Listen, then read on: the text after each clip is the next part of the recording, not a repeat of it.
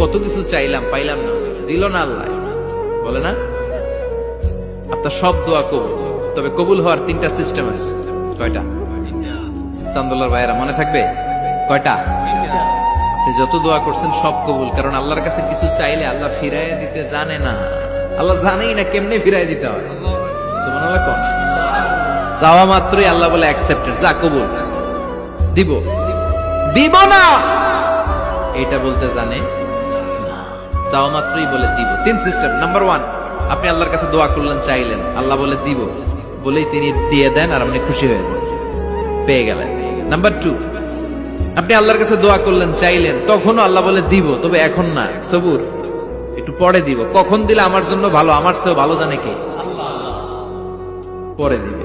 Number 3, চাইলেন, দোয়া করলেন, আল্লাহ তখনও বলে দেব, তবে এখনো না, পরেও না, কিয়ামতের দিন যেদিন বিপদে পড়বি ওই দিন দেব। যেদিন তোর বাবা তোরে চিনবে না, তোর মা তোরে চিনবে না, বন্ধু বন্ধুরে চিনবে না, পীর সাহেব মুরিদরে চিনবে না, মুরিদ পীর সাহেবরে চিনবে না, ইমাম সাহেব মুসল্লিরে চিনবে না, মুসল্লি ইমাম সাহেবরে চিনবে না, কেউ কাউরে চিনবে না। ওই কঠিন দিনে তোরে আমি বাঁচাইয়া দেব। তাইলে দোয়া যা করছেন ছোটবেলা থেকে আজকে পর্যন্ত, লস হয়েছে না লাভ? লস না লাভ? এজন্য বেশি বেশি দোয়া করার দরকার আছে না নাই?